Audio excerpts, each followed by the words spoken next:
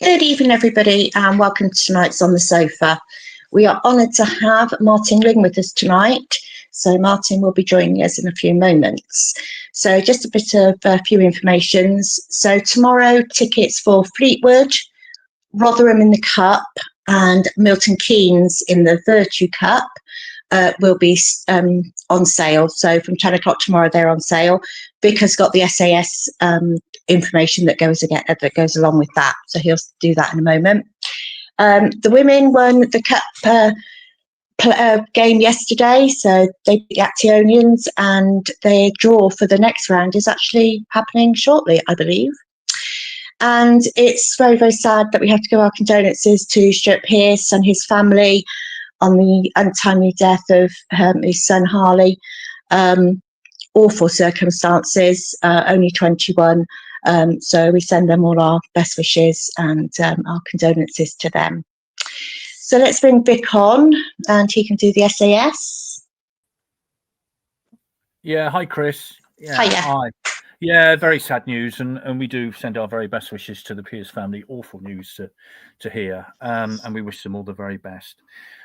In the opening tonight, you'll see lots of pictures of Martin Ling, of course. He's our guest in a few moments' time, and also a few of the great Don Rogers, whose 80th birthday it is this coming Saturday. So we send the early birthday wishes to the great Don. What a player. What a player. So 80 years old on Saturday. All the very best to you, Don. Can I just, sorry, Vic, while we're on about Don, we've been asked to ask people to send in videos wishing Don a happy birthday. We've sent them all out to season ticket holders. We've only had a few back. So if anybody watching tonight would actually like to do just a short video just saying wish Don happy birthday and send it through to us at admin at stfc-osc.com, we'll be very grateful, so we can send it to the club who are making a montage of videos for him. Yeah. Right, on to the SAS news, and there's quite a lot of it, so sit down, pay attention, write this down quickly. Of course, we play Rotherham away in the first round of the FA Cup. That was drawn 7 days ago amid internet chaos. Rotherham away, departing West Swindon at 8:15 on the 1st of November. The Nigel Eady County Ground at 8:45. For members, it will be £29, non-members, £31. And then in the aforementioned MK Dons Virtue Trophy match on the 11th of November, departs West Swindon at 3 o'clock, the Nigel Eady County Ground at 3:30, members 20 and non-members 22. And then that long trip to Fleetwood on the 15th of November, departs West Swindon at 7:15 a.m., the Nigel Eady County Ground at 7:45 a.m. I can hear the groans from here. Members £37, non-members £39. Now, SAS have a really quick turnaround time for Rotherham, so they'd be appreciating anyone who wants to travel, letting them know as quickly as possible. And you can do that from tomorrow in the club shop or by telephone on their contact number. So if you want to get on any of those trips, get in touch as quickly as possible, please. Excellent. Right, so let's get on now. We'll bring Martin on. There we go. Hi, Martin. Evening. Hiya. Thank you very much for joining us. We're very grateful. Right, I'm going to leave you in Vic's capable hands, and I will see you later. Thanks, Chris, very much indeed. Martin, welcome along. Thank you very much indeed. First of all, I've got a question from George. This is for you. Could you ask Martin if Orient have gone out of their way to create a Swindon Town Exiles in London club? Mark Devlin, CEO, Martin Ling, Richie Wellens, Alan McCormick in the management structure, Edmonds Green and Jai Simi on the pitch, and Brandon Cooper has just left. By the way, he's a lovely man, and I wish him all the best. That's George. That's you, rather than Brandon. And he probably means Brandon Cooper as well. But anyway, that's you. So lovely to have Swindon Town with Leyton Orient shirts on. Yeah, Swindon Town Reserves, as you say, as we are. There is a lot of connections, with people that obviously you talk about. Alan McCormack's now on the staff, and obviously Richie with his time now, so we can share some stories, different eras, but stories still the same.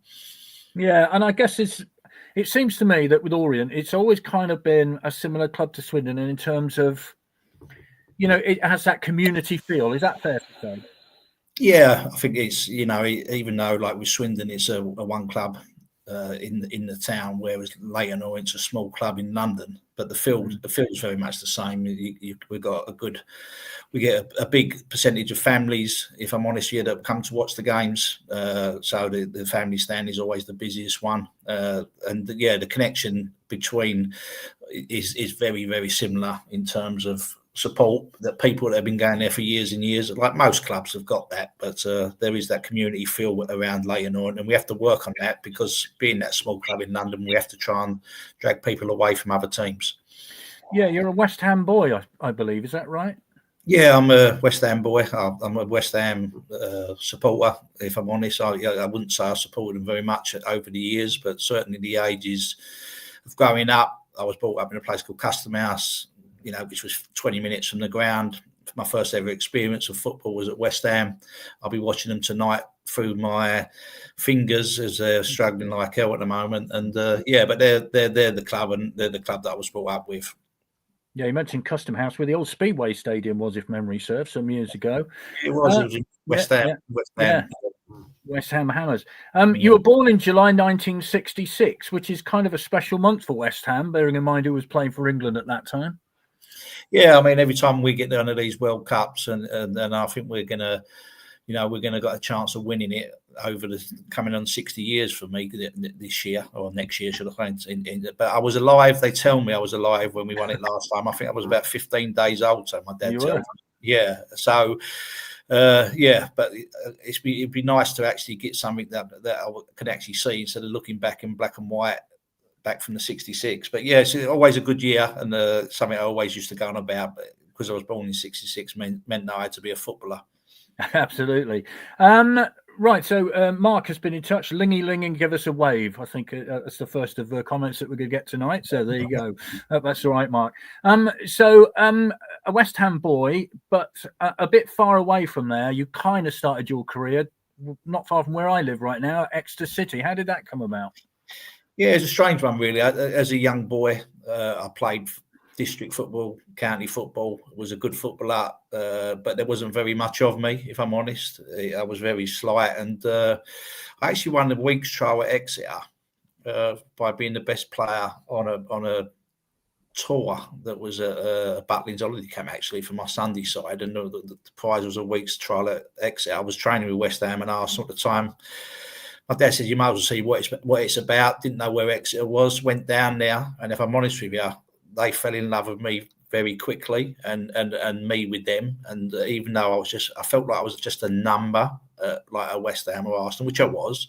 I went down there, made me feel special, and they had a scout in London that took London boys there before. And as I say, for the next 2 years, I used to travel during school holidays. And then at 16, or before 16, just before my 16th birthday, I moved down to Exeter.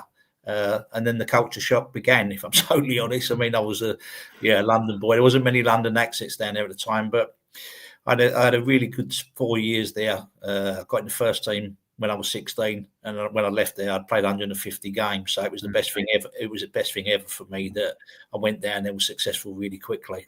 Yeah, I've noticed that's a theme throughout your career, actually, over 150 games for most of the clubs you played for. So that's a great deal of consistency.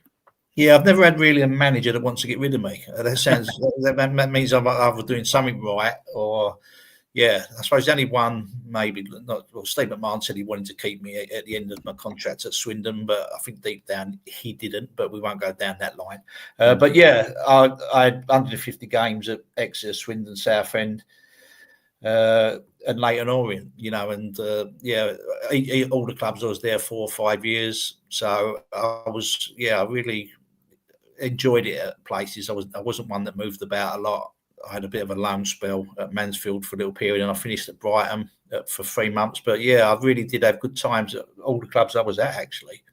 What sort of youth setup did Exeter have in the day? Because they produced a lot of good players, haven't they? I mean, it's a small club, but they do produce Ollie Watkins, for instance, Ampadu as well. They produce a lot of good players that go on to have good careers.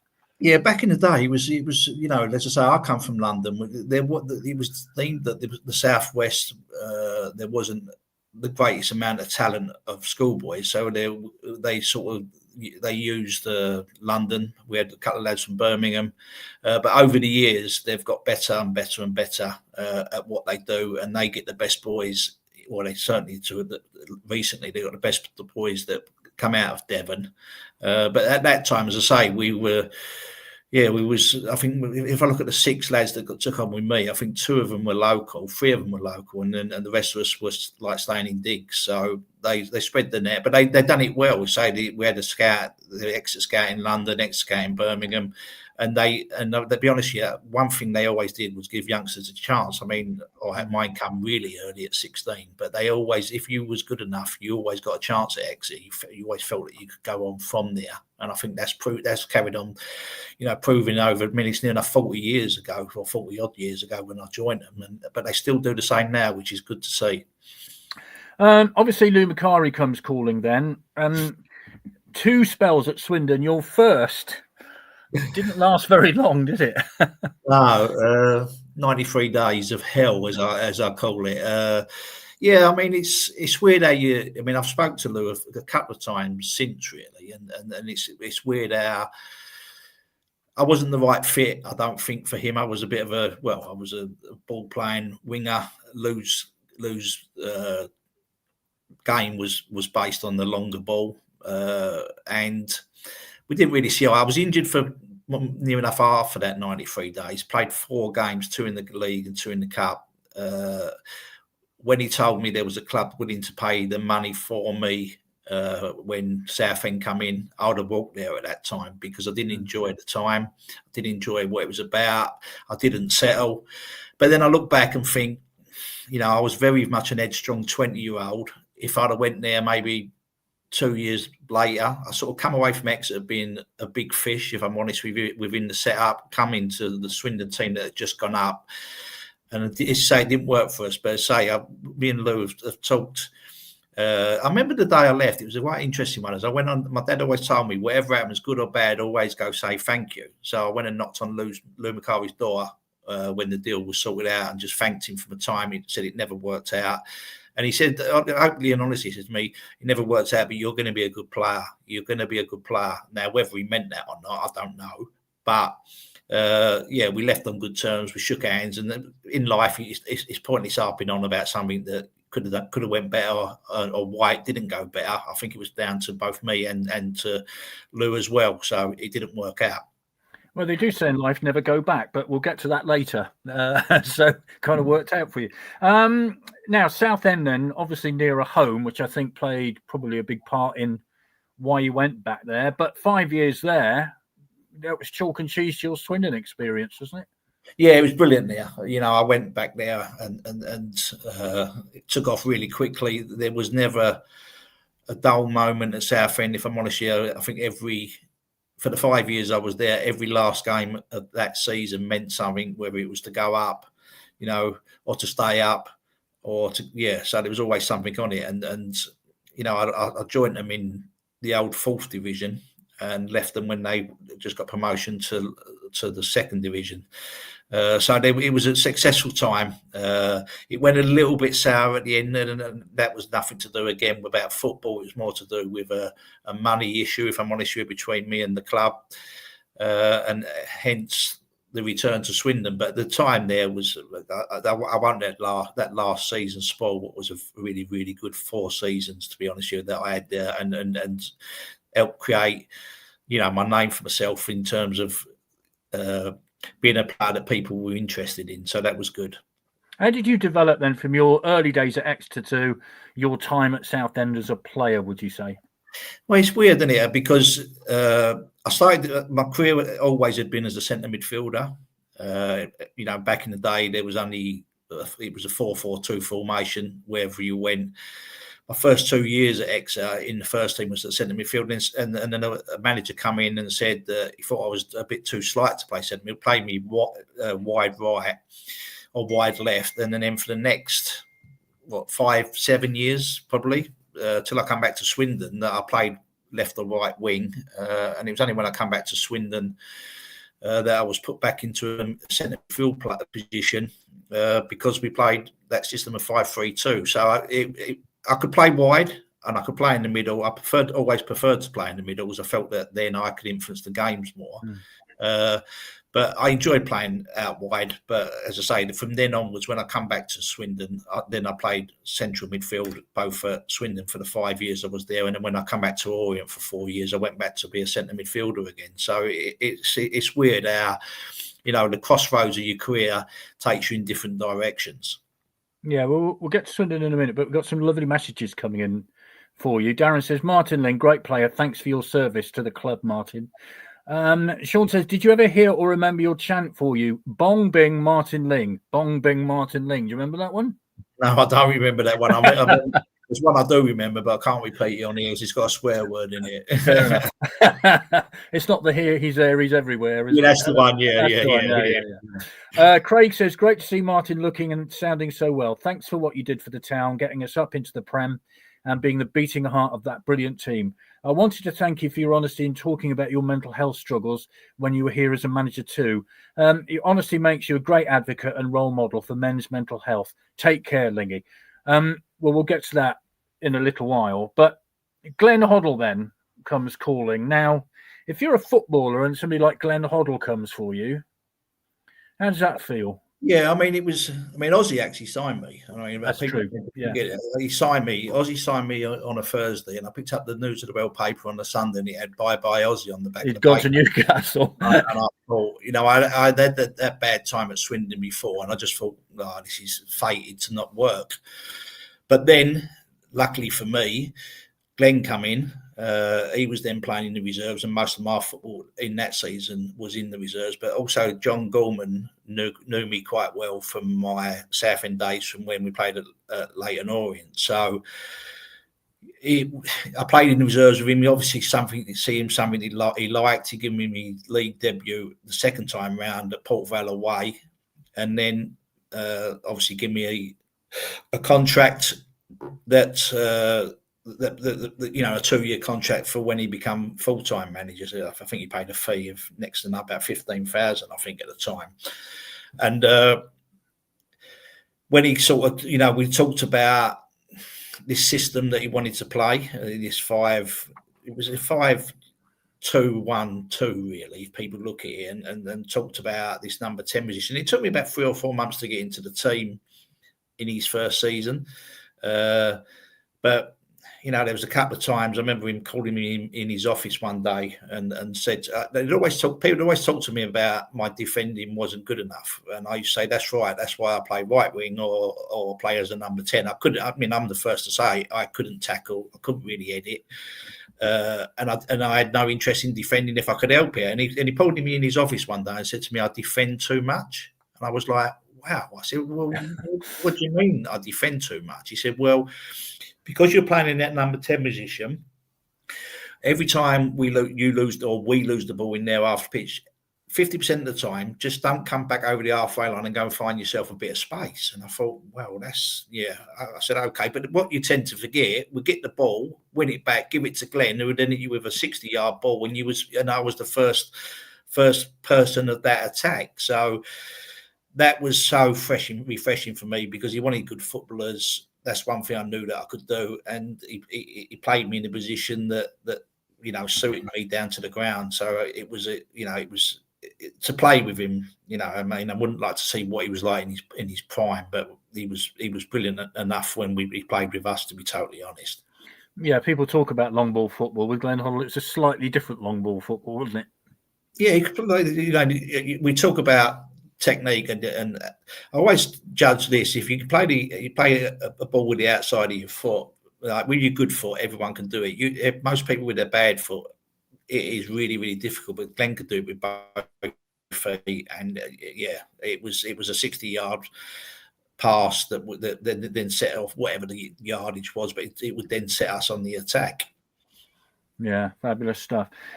When did you first realise that team was going to go on to do something special? Because obviously with Hoddle in there, Calderwood in there, Dave Mitchell in there, people like that, these were quality footballers, weren't they? And Sean Taylor, of course, who later teamed up with you at Torquay. But when did you realise that team had something about it?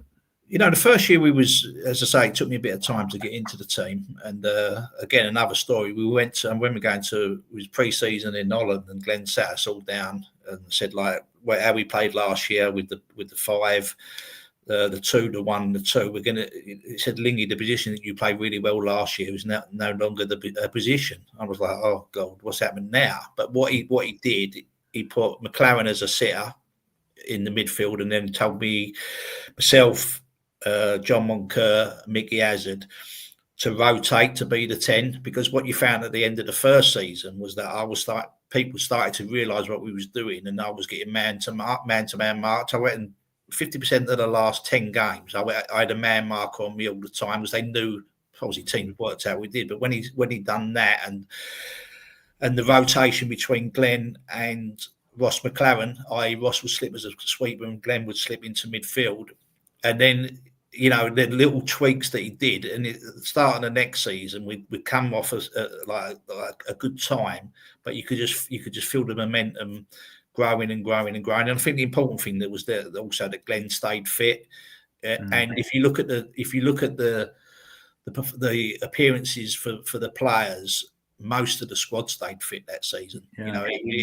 And I think that's a bit, because we wasn't over in we never had a lot of senior players, and some of the younger boys come in and done a good job. But you look at most of the players that played in the Wembley 11, for instance, you look at them, and most of them played 30 to 40 games, every single one of them. So we had a fair win with that as well, and we'd have needed that. But I think the game that really, if I don't remember, was the Birmingham game when we was 4-1 down at half time. We won 6-4, and sometimes you just start to believe that it's going to be your season. Yeah. What about that game at Wembley then? An extraordinary match. What are your recollections of it? Recollections are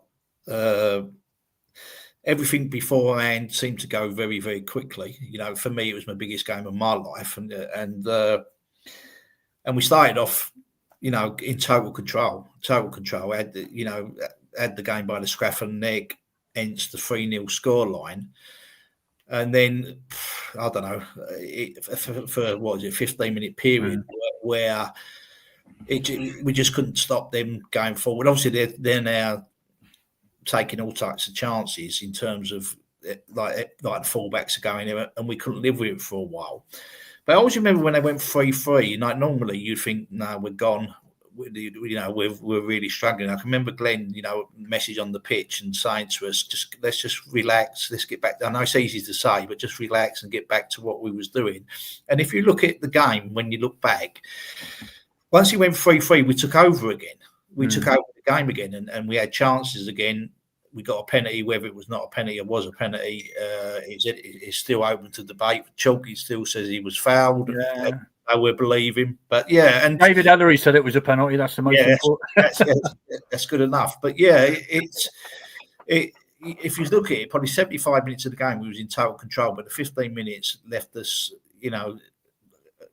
anyone at that stage would have put their money on Leicester, but we did have to come back and perform, and it made it a better spectacle for everyone. It wasn't that enjoyable to be playing in when it was starting to go wrong, because you feel like you're chasing your tail a little bit when things start to go wrong.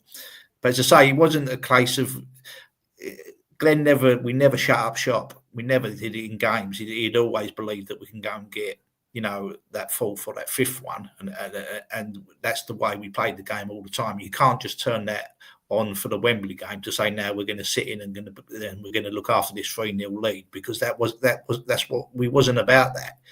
But yeah, it was the most enjoyable game of football for me in my career, to be honest with you, and to have the success we did, also getting the man in the match on the day as well was extra special with a big following from my own family, especially being in London. Yeah, I mean, It's always looked upon as a great classic, isn't it? And it was a fabulous game to watch, apart from that 15 minutes for Swindon fans when it was torture, basically. And is it a fact? Do you think mentally Leicester kind of went a bit after they got the equaliser and thought they'd done the job?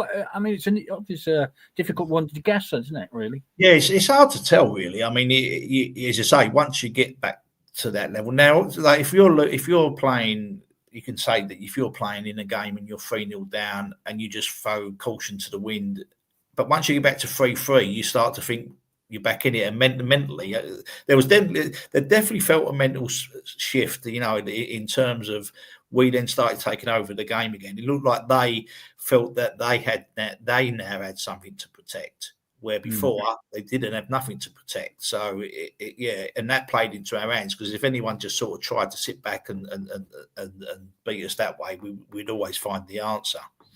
What was that moment like? Because I always remember Sean Taylor said he achieved 3 ambitions that he'd held the rest of his life in that one game. Played at Wembley, scored at Wembley, got promotion to the top league. What was it like for Martin Ling? Once that final whistle blew, did you think we're in the Premier League, or was it exhaustion? What did you think? Yeah, I mean, I remember being on the floor because I got cramped right in the last kick of the game, so I remember that bit. And then, exhilaration, and I was just trying to. It's weird, isn't it? I've watched it back. I don't know. I don't watch it every week, that's for sure. But I have watched it back a few times, and when you look at it, sometimes you feel like you're having an out-of-body experience. But when you actually watch it back, you know that you're not. And people said to me, in terms of, I never suffered from nerves ever. I didn't ever suffer from nerves, because for me, once I got on a football pitch, whether it was Wembley or the Park pitch, it was a football pitch, and I felt very comfortable at home, as I knew what I was doing. So it didn't, and I just remember the big things that I remember more are probably the drive back from Wembley is the big thing, and you think, oh, we've done a big thing. You had a few cars coming alongside us and bibbing their horn and waving at us, and we felt and then we started to come into Swindon with the bridges. And they were, and you think, oh my good God, what's happened? And then I always remember trying to get from Junction 15 to, we had a do at the De Vere Hotel, but we went via the ground, and I mean, that took us an hour and a half. It was unbelievable. And then it starts to sink in what you've actually done. And I don't think when you're actually at the stadium, that you start to think of the Premier League, you think about the day, and you wanted the day to be a success, and it was, and then it was about obviously celebrating that. It was a few days after where it started to sink in. Yeah, fabulous day. This is from Mitch. Lingy, lovely to see you. Always been known as Lingy. Fond memories. I hope one day STFC will be run like the O's are. All the best and lovely to see you. Rich says, what a legend. Hi, Knight and King. Hell of a player for us. Earthling_Ben, a great dribbler, great attitude, great player. He has to be one of the all-time greats. Lovely comments coming in. Richard, truly one of the greatest midfielders I've had the pleasure to watch in a Town shirt. What a player. Great to see you and hear you tonight. And Steve says, thank you, Martin, for giving me one of the greatest FA Cup memories, that goal against Oldham. I was in the Town End that night, a legend, and great to see him tonight, and wish him all the best. I was in the Town End that night. Take us through that volley. Yeah, that was a good one. Honestly, I think I come on sub that night, if I'm totally honest, and was probably not like most of the time I was sub. I wasn't happy to be one, and I think I went on there to prove a point. And I can remember sort of scoring the goal and sort of trying to head towards Steve McMahon to give him what for. Why he should have picked me to start with, and a few of the lads held me back. And but it was exhilarating. I remember it coming over my shoulder, and but I couldn't have called it any better. So yeah, I mean, I didn't get as many goals as I would like, but that was one of my special ones. It was late on, I think, wasn't it? If I remember it was. Right. Yeah, right in the game. Yeah, and put you through Southampton in the next game, if I remember rightly. Yeah. Yes. So in the Premier League, we all know the story of that season. What was it like in the middle of it? I mean, obviously, everybody goes on about the 100 goals. That's since been eclipsed. And the points tally has been eclipsed many, many times now. But what was it like when you're in the middle of it? See, in the middle of it didn't seem as bad as it looked. I felt that there was a lot of games that we was in, within the game, and had chances. But what tends to happen once we started to not pick up the win, everything becomes more and more of an uphill struggle. And also, I think that you realise that how good the players are that play in the Premier League. I know that sounds ridiculous. Obviously, we're playing against world-class players because they're playing in the Premier League. But when you go into it, you think, oh, it ain't going to be that different. And the thing that I found more different than anything is that if you had the ball in your own half, they tended to let you have it. If I'm honest, most clubs, they didn't really put there was no such thing as an high press in them days. But the minute you go into their half of the pitch, they was on you. It was very difficult to create, score, and obviously when you look at the strikers that then will go up against you, they was the difference really a lot of the time. So it was in. I think it's more enjoyable looking back. Some of the times, it was difficult. We'd gone to, was it Newcastle, and lost 7, and and that type of thing. And I sort of had a joke and say, I probably covered more miles in the Premier League with the least amount of touches, which is probably fair. You're chasing the ball, you're trying to get into position, you're trying to do stuff. But I think that for me, it was just a realisation that I'm never going to devalue my career, but when you look at the Premier League players, you realise why they're Premier League players, and maybe you're not quite at that standard, and that's the truth. Now, could you have took 3 of our players and put them in another team and then cope with the Premier League? I think without a shadow of doubt. But when you put everyone together, it's difficult, and I think that summer, people don't put anything or not enough on losing. Well, Glenn. you lost 3 of your best players in a way, didn't you? Calderwood, Hoddle, obviously, Mitchell gone. Yeah, and you lose them 3 right through the middle of your team. So you are losing 3 of your best players, and we'd say the second half we started to find our way, but we just didn't grasp it quickly enough. And you can't never take it away from us. You played in it. I mean, I've got my 1 goal in it, and it's a bit of a joke with people. Like my chairman at the club now introduced me Martin Ling, who's got 1 Premier League goal, but there ain't many people that say they got a Premier League goal. So you got a Premier League goal. That's that's good. Yeah, absolutely. Anthony says, great days with Lingy taking training for Ferndale at the county ground. Remember that? Yeah, I do remember that. That was my first ever time that I'd coached anybody. If it was Pat Slattery that was playing for him at the time, when I remember him. I remember Pat saying, because I was like, he said that you give us what for after 1 coaching session of, if I'm going to come here, I'm not effing wasting my time. If you want to train properly. But they were good lads, and we went for a beer after, as always. But it was my first ever coaching, and it just teaches you how to be in charge of a group of people. Yeah, which, let's face it, when you're a player, you're kind of looking after yourself a bit, aren't you? Right. But then you've got all these other people you have to take care of. So your time at Swindon comes to an end, as it does with most players, and then you move on to Orient, and goodness me, another 150 games plus, and also it leads to management as well. So take us through Orient. Orient. I'll be honest with you, first season out of Swindon in Orient, I struggled. I did struggle because I was still thinking as a Premier League Championship player, sort of showing short for a ball when it was going over my head, and I had a struggle second season. It went really, really well. We got to the playoff final, unfortunately losing it, and then I had 4 really, really good seasons. And it's weird. The last season again, I become surplus to requirements, and the manager said to me that if I wanted to go, I could go. I actually trained with Swindon for a week, if I'm honest with you. People know this bit, but Jimmy Quinn was the manager at the time, and he had offered me a contract, and I was driving to Swindon when it got rebuked because of my age, which was fine. I turned around at Junction 13 of Swindon, ended up driving to Brighton as I went to sign, because this was all deadline day, so I ended up signing for Brighton. But as I left the club at Leyton Orient, the manager gave me a letter. And I thought, well, this is a bit strange. And he gave me a letter, and he knew that I'd been doing my coaching badges.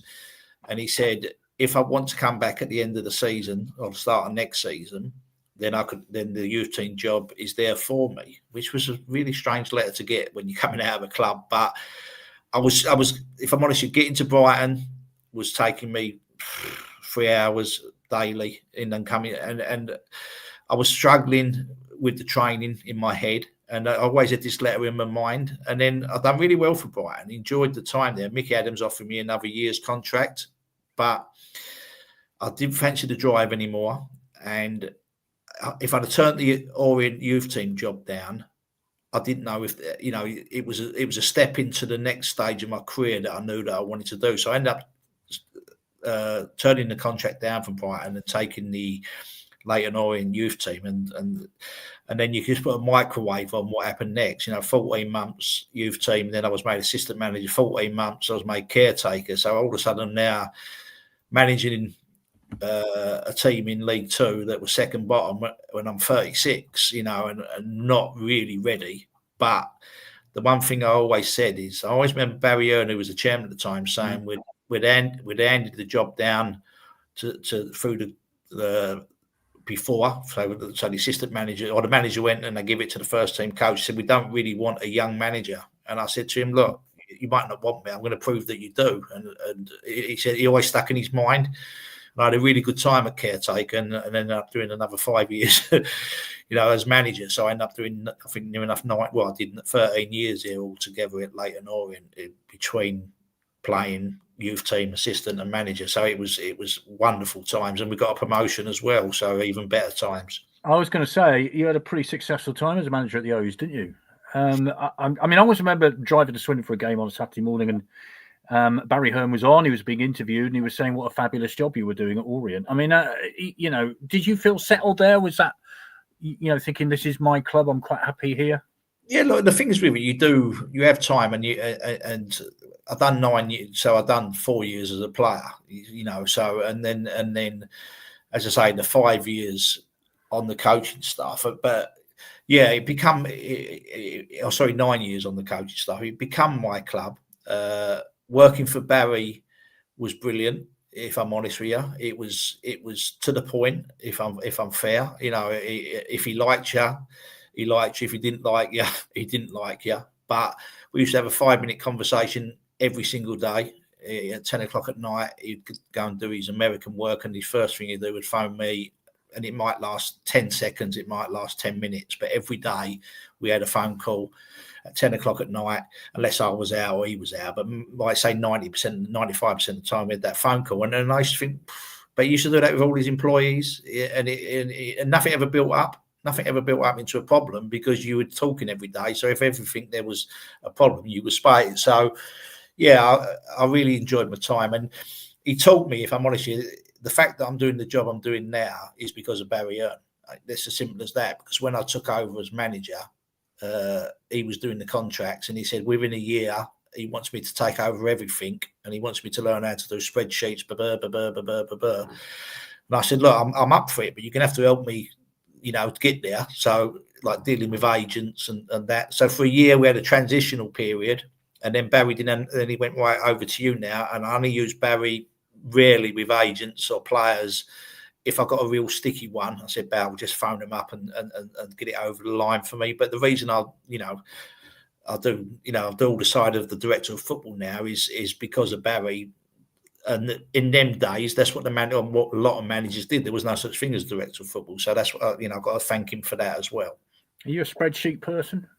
Yeah, I love it. I do love it. I love it. A good spreadsheet is about just as good as a 4-4-2, as I say. So the thing is, I don't miss the training. I don't miss the training ground. I'm at the training ground most days. What I say, I don't miss being on the grass. I don't know if that was because of the illnesses. I know we're going to talk about that in a minute. Yeah.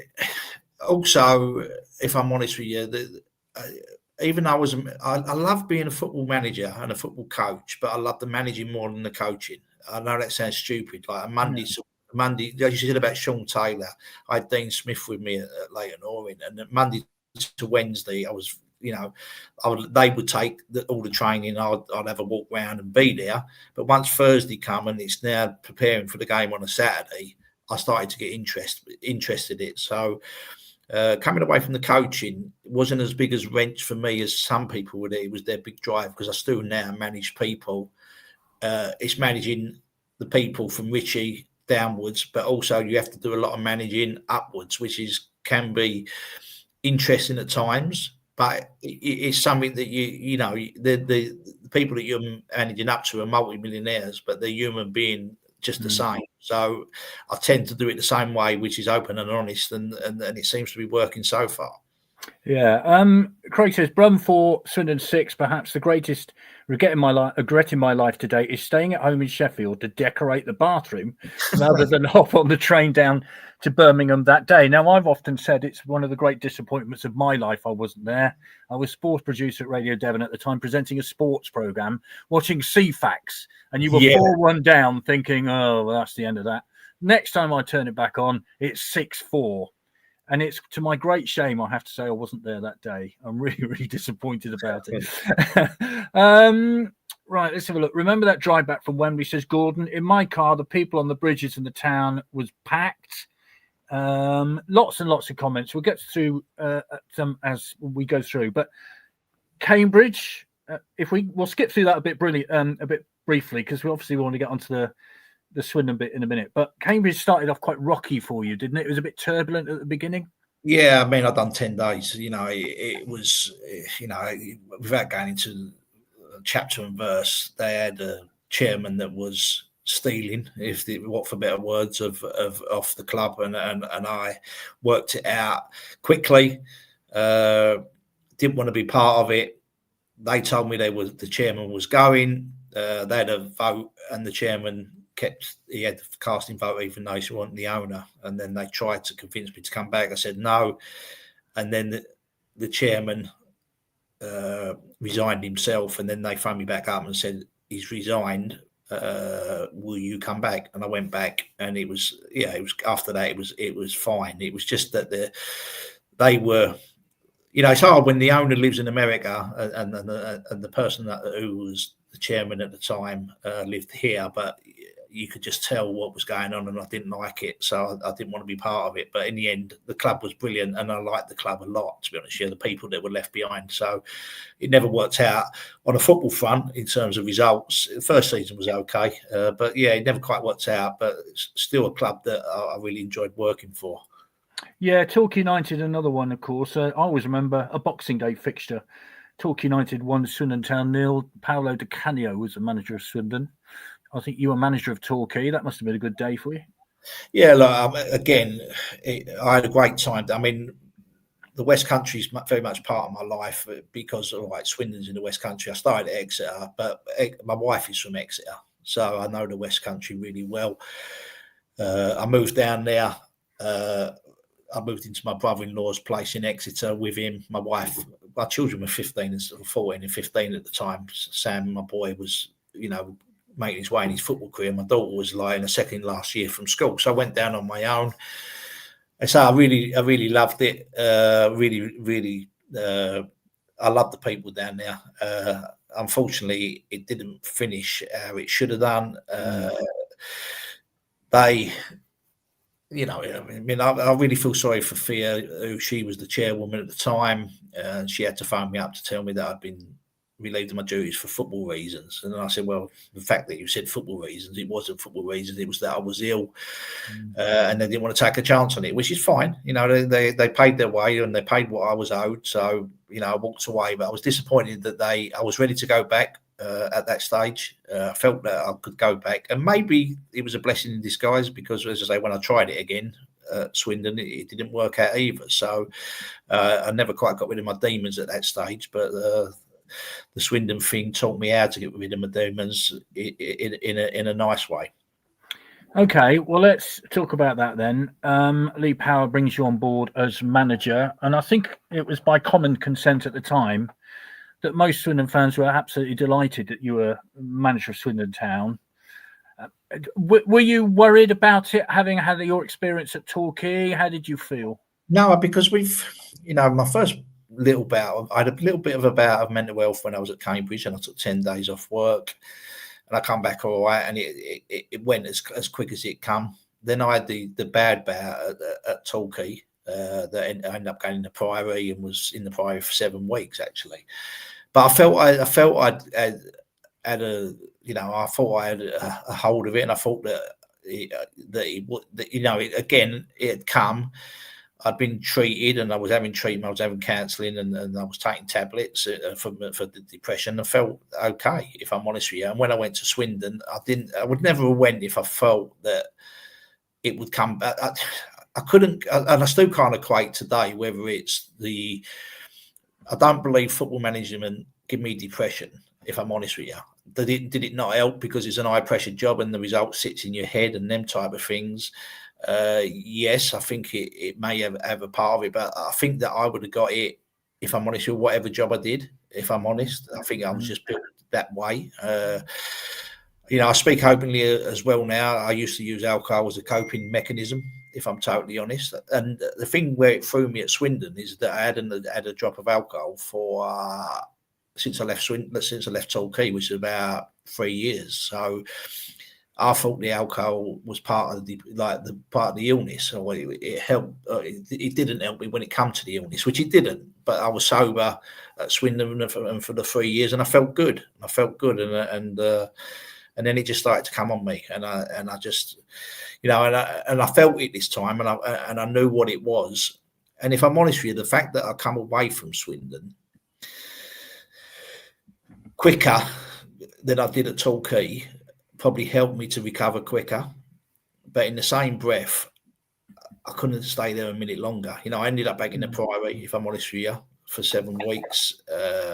And as I say, I've been well ever since then. And, it really, I can't look back with regret, but the one bit of regret I've got is that when you show me that picture, that I've still got that picture on my phone where I'm in my suit and I've got a beard, which is very unusual, and I've got the scarf, and that was a dream moment for me because it had been like the circle had been complete, the full circle. I started at Exeter, but Swindon was my big bit. Come back to Swindon and things were going really well, and to come away from it. But when you're in the mental health state that I was, it's pointless trying to say, because Lee, to be fair to Lee Power, he tried everything within his power to help me stay. He even offered me the youth job and said, do you want to just fade into the background for a little while? We want you to stay. We want to stay. And to be honest with you, he didn't owe me a penny because I didn't have a release clause in my contract, but he paid me. And that's something that I said at the dude that we went earlier. So Lee gets a bad press sometimes, I think, but I can only judge from where I was, and he was more than generous and above generous for me as a person. So I'll always appreciate that with Lee. But that picture is, it hurts sometimes, and if I let it get too deep inside me, I can let it hurt more. But it's something that I feel that a little bit of unfinished business. That doesn't mean I want to come back as manager, but it's a club that is so close to my heart. Is and it was to say, it was a dream job for me at that time, and it was hard. It was really hard walking away. But luckily, I've reinvented myself as the DOF, as I call it now, the DOF, the Director of Football at Leighton Orient, and life has took on another turn where, I've been in the game for 44 years now. The only time I've ever been out is illness. Torquay took me out for a period, and Swindon took me out for a period. But apart from that, I've always been employed. So there's a lot of luck as well goes with that. But I think the people at Swindon know what the club means to me, and they probably knew to walk away from that was, a real difficult day. Well, from the comments we've had this evening, you would know that what you meant to the people of Swindon. You'd always be welcome back to the county ground. You know that. The thing is with mental health, it just comes along, doesn't it? I mean, those who've had it, have experienced it, will know that you can be fine 1 minute and then it suddenly comes upon you. What do you take from it to put to players these days? Because as fans, we expect them to cross that white line, perform superbly without knowing anything that's going on in their backgrounds. Have you learned how to spot signs with players? Yeah, massively. And the big thing is that we work with a sports psychologist, but I'm the director of football, obviously. So you're seen as high up on the echelon and people, but the players, and it's amazing. I always say my door's always open, and the first thing that they come in. Sometimes it ain't players. Sometimes it's a staff member and saying they're having a rough time, or they know someone is having a rough time. And I say the first thing I say is I'm not a counsellor, because I'm not. I can only speak from the experience that I've got. And the first thing I say to them is that, the best thing I ever did with it was shared it. Was the worst thing I ever did with it was hide it, because when I was hiding it, it was eating me away even more. So the best thing to do is to share. You ain't got to shoot from the rooftop. Obviously, if you put my name into Google, it comes up, which is fine. I ain't got a problem with that, because I've had it, I've dealt with it, and I've come through the other side. Do I have to make sure that I do certain things now to be on top of it? Yes, I do. I talked about the alcohol. I've not had alcohol for nigh on 13 years, so I think that's part of it, because it's a depressant. So that's good enough reason for me not to. I take tablets, which I still take, and the thing is with this, and I shout this one, is because most people, the first thing I wanted to do when I first had it and they put me on tablets was to get off the tablets. So I thought I couldn't be well till I was off the tablets, which is the biggest mistake I ever did, because the thing is with the tablets keep me well. So just take the tablet. So it's an easy thing. There's no big hardship. I take a couple of tablets in the evening, and it keeps me on the straight. And what I have to do as well, and this is another thing, is that when I wake up most mornings, my head will tell me I'm useless, I'm not worth it, I am this, I'm that. How can you do that job? And my head will tell me that straight away. But then I can do a 10-minute meditation and just to keep calm, and because my head is telling me that, and I used to run with that, but now I know how to calm my head, because if you've got the gene or you've got whatever it is, it's in there. It's in there. But it's about coping with it and dealing with it, and accepting it. I accept it today. It is what it is, and it's amazing the amount of people that I've had a coffee with, because they're having a struggle up. And I see things. I mean, we all see it, and like recently, with people that have took their own lives, that you think, wow, with all and everything, and I can understand it. I never in 1 minute thought I was going to take my own life, but I can understand why someone would, because of the dark places you get into. And it's good to talk is a thing now, and I'm an ambassador for Mind, so I do a lot of talks in sport and mental health, because there's a big correlation of sportsmen finishing their careers that suffer, because all of a sudden you ain't got a drug to live for. Yeah. So that wasn't the case for me. It was I didn't suffer at 34. Mine come when I was 46. So I don't know why, or how, or when, but there's a lot of correlation with that sport finishing. Feel like you've got nothing in life to reach for, to go for, whatever, and it can be a crossroads. But there's help out there. There's plenty of help out there. Yeah, it's interesting what you said about when you wake up in the morning. I think many will recognise that. I think it's yes. Yes.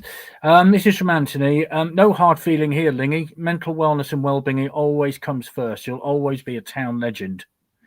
Lots of things. Still my favourite season, 92-93. I'd give anything to relive it. I'm really grateful for your honesty, because I think it strikes a chord with many people. And as I've said before, I think we forget sometimes that football people are human beings and we just expect them to be robots most of the time, winning a game every week, when sometimes they got problems at home which you don't know about. So you're at Orient now. You've got a manager that obviously Swindon fans had a great deal of respect for. As a club, how strong are you to try to support young players coming through? Because you came through with a lot of young players. Some of those get released, obviously. They not get taken on by a football club. How strong is your support for them there? Yeah, we work a very stringent exit strategy, because there's going to be a lot of exiting. Especially from when you take boys as young as 9. They're the ones where it happens an awful. Like you got the 9s to the 18s, so there's the schoolboys and then the scholars, and we all know the percentages of trying to make it and how difficult it is. So we have an exit strategy. We work really hard on our exit strategies. Once the players get to the age of manhood, or that 9 times out of 10, once you've got, let's say, 50 games under your belt, 100 games under your belt, you're going to have a career. So, I've worked at youth level. I've released boys of teenage years, and that's the real difficult part. But you've got to be honest. Tell them why. Tell them what they got. What they got going for them, and tell them there is a chance to come back. But also show them an exit strategy that is plausible. It's no good putting an exit strategy just because it makes you feel better. You've got to put an exit strategy that can actually be obtained. So we work really hard on that, really hard, and we've got throughout. Our academy is really, really strong. But the be all and end all is still going to be a percentage that there's going to be a bigger percentage that don't make it than do make it. So you've got to make sure you're robust in that, and we concentrate on that as much as the boys that we take, if I'm honest with you, because the boys that take will look after itself. The exit strategy side of the boys is where you have to you can help to a certain a certain level, but sometimes it's down to the boy if he wants to make it again. There's been many a time where boys have been released and they make it again, but yeah, it's important that you're honest and open to them as well, and to the parents if they're a minor. It's important that the parents know, because sometimes they're the ones that are living their dream through their boy. Yeah, sure. Unfortunately. I'm conscious that West Ham kick off in a few minutes' time, so I don't want to halt your enjoyment. Is that the word? Of watching West Ham? Mental health might suffer in the next. Right, Ian says we'll do a couple of quickies then. What is your favourite game in the Premier League? Says Ian. Oh, my favourite game in the Premier League. I think even though we got beat, would have been Man United, where we was 2-2 for a long period. I think that would probably be, and I think the fact that where you was playing, at Old Trafford, Man United at home was decent. First win was good, but mostly it wasn't pleasurable. As I say, most of the time I was chasing everybody, or trying to chase everybody. But yeah, it was. Yeah, there was still some good times within it. There certainly was. Do you think Ian Holloway's doing a good job at Swindon, says Rich, and do you think they'll get promotion? Yeah, I mean, as I say, I do naturally follow it, and it's nice to see that Ian has certainly got a tune out of them last year from where they were, and this year. I don't know enough about the quality of the league, if I'm honest here, because I know some, but we concentrate on League One, whereas where we are at the moment. But when I look at your squad and some of the players, it's good to see Avendrin doing really well, because he's done well for us, especially at the start. Yeah. And look, you ain't going to get no one that's more qualified to get you out of that league than Ian Holloway, in my opinion. Yeah, those of us who were there won't forget Orient 4, Swindon 1. Harry Smith and Arundel and ripping us to bits on that cold December night, if I remember rightly. Yeah, and just finally, do you think VAR should be in League Two? What are your thoughts on that? I would rather VAR wasn't in any league, if I'm honest with you. It makes it painful. I don't watch Premier League. I do watch Premier League games on the telly. Don't get me wrong, but I don't. I wouldn't. I couldn't imagine. I've not personally been to a Premier or any game where VAR is ongoing while you're watching. So I don't know how painful that would be. But it just seems to me that it would be painful. It's bad enough on the telly where you can just drift off and not, because it seems sometimes the team take forever, don't they? But it's there to stay. I don't think financially it's ever going to come into the bottom two leagues. I think it will come into the Championship, and who's to say it won't come into the bottom two leagues? But I think I don't know how you feel with the Swindon, because we're in London. We get quite a lot of people. A lot of our fans that are coming now are fans of bigger clubs that are fed up of being, as they call it, ripped off in terms of the finances. They have to pay for the tickets, and also VAR is it's amazing when you see a family and you just get talked to them. So, I used to be, but I've come over here and see it's a family club and I like it here. You ain't got no VAR, you got no. So I think that VAR for the 2 and 1 is probably an advantage, and Champ at the moment, an advantage to keep some supporters our way, if I'm totally honest. Yeah. This is from Derek Elston, who lives in Northampton, long-standing Swindon Town fan, hasn't missed a game since 1836, I think. This has been the best on the sofa ever, and thank you, Martin, for talking about your problems, giving everyone an insight to something we all hope will never happen to any of us. Best wishes from Derek. We all hope it won't happen, but you just never know. And I think that's well, yeah, I don't need to see any more, really. But Martin, thank you so much. No problem. We really enjoyed watching you as a player.